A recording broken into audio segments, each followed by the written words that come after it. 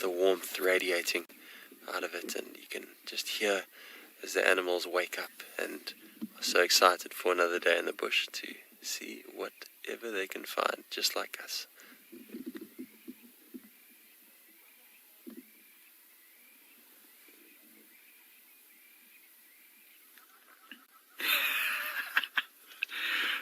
So we've found this female giraffe, and literally every time we stop and she's in a nice spot, we frame her up, and then she decides to walk on. It's literally a game of cat and giraffe. We are the cats, and we are not very good at following this giraffe. I thought at first she was just trying to get a good view of the sunrise as it was coming up, but I think she's just playing with us. Which we also, it's nice to play games in the morning, you know, keep us on our toes.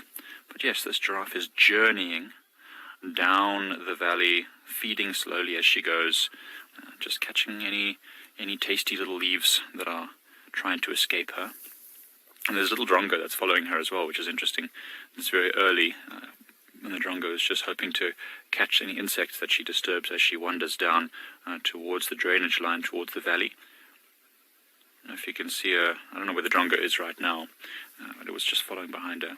But it was such a beautiful morning. She was standing out in the open, and it was with the drab grey sort of background of all these dry trees. Her colours were catching so beautifully in this golden... Oh, there's the drongo. Just flew past there, probably landing a bit closer.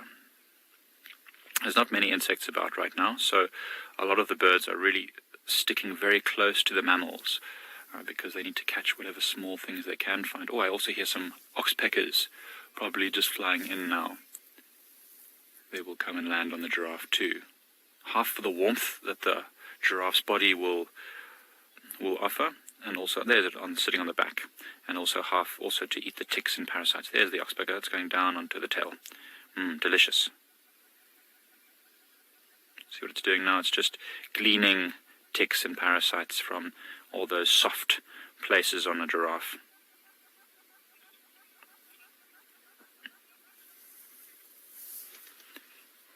Cape Doc's asking why giraffes' tongues are blue, and that's a good question. There's a number of theories of why the tongues are blue. One of them is that there's just a little less blood vessels there, so that all the sharp, thorny things that the giraffe eats don't cause it to bleed a lot when it's chewing, and the skin is very thick and tough, not too many blood vessels in there. That's why. That's one of the theories. Another theory is that the giraffe's tongue is very long, can stick out the mouth, sometimes about 45 centimeters. So, and then it's out the mouth, often pulling at branches and trees and leaves, and it's got a lot of melanin in it, which makes it that dark color, which also might help it to stop being sunburnt. It's another theory. And then just a lack of blood vessels, meaning less nerve endings, so that it doesn't feel pain when it is getting stabbed by all the little sharp thorns on the buffalo thorns and the vachelias and senegalias and all sorts of different little thorny branches, because that's what they mostly eat, the thorny branches and shrubs. So those are the three theories, Cape Doc. I hope that makes sense. I don't like to work in definitives when I'm talking about the bush and animals' behaviors and stuff, because often we don't know for sure, and there's new information always coming out, so we always talk about theories and, try and never try and say when something is definite, because you know what? Animals are experts at proving us wrong. I've said to a guest before, giraffes never eat grass. They always eat bushes and branches from trees. And literally at that exact moment, this giraffe, it was in a big clearing, put its legs in a wide stance and just literally bent right down and ate a tuft of grass. And I was gobsmacked. I couldn't believe that it was doing that.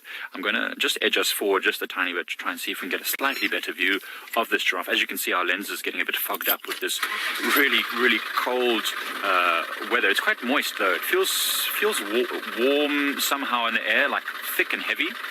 But it is quite cold, so we're catching a lot of the moisture.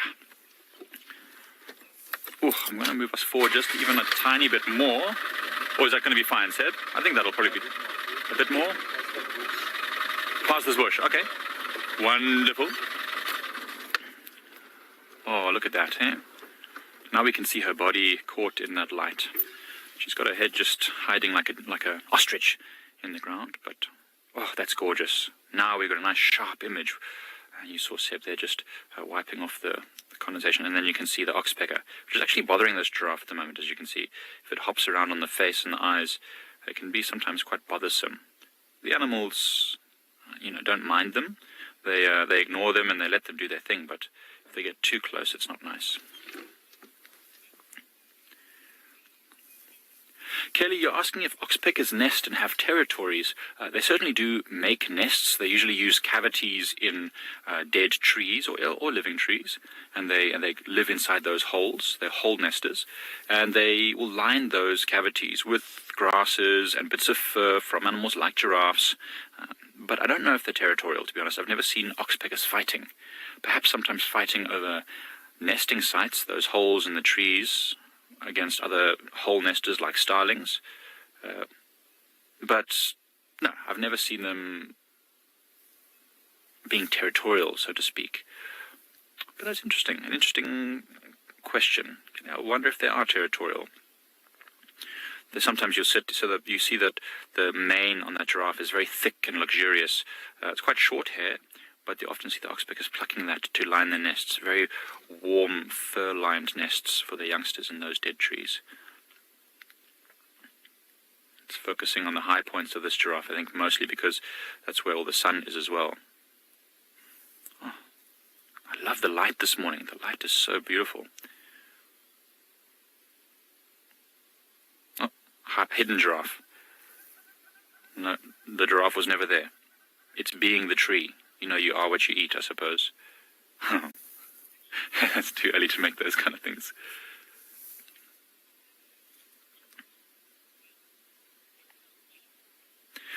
Warren G, if I'm getting this right, Warren G is asking a good question as well. What is the purpose of a giraffe's?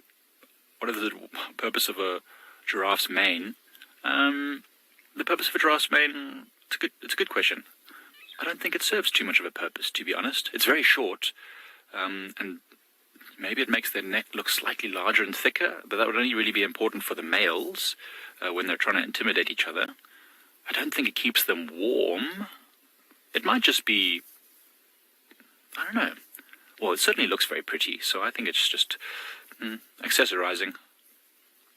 Like those tiny little moon bags some people wear. I don't think they're very functional, but apparently they're all the rage at the moment. Perhaps that's what the giraffe's doing. It's got a little mane, looks nice, doesn't do much.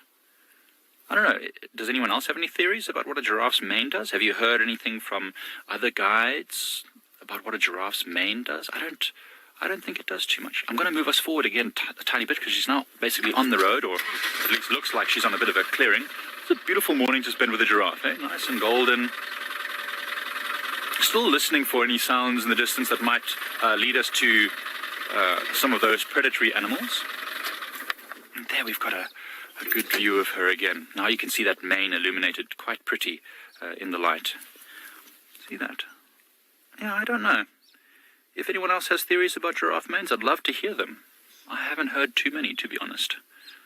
Perhaps they're just there for nesting material for the oxpeckers. Enticing the oxpeckers down. Trees have flowers in order to entice animals to pollinate them, and also bees and things. I don't think that's the case, to be honest. I very much doubt a giraffe's mane is solely for oxpeckers to come and get nesting material. What about to protect it from the sun? Yeah, Seb is suggesting maybe a little bit of sun protection, heat protection, because that's close to where the spine column is. Yeah, Seb, it makes sense, I suppose. Interesting. Maybe just keeping away thorns.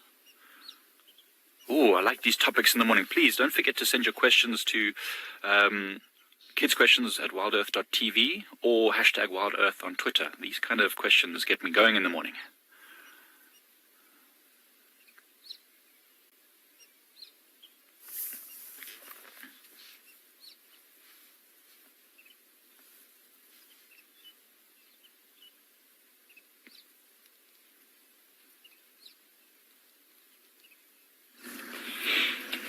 We are nearly at one of our other water holes. We just want to go have a look and see if there's some animals that might have come down during the evening. Maybe that pride that we are looking out for.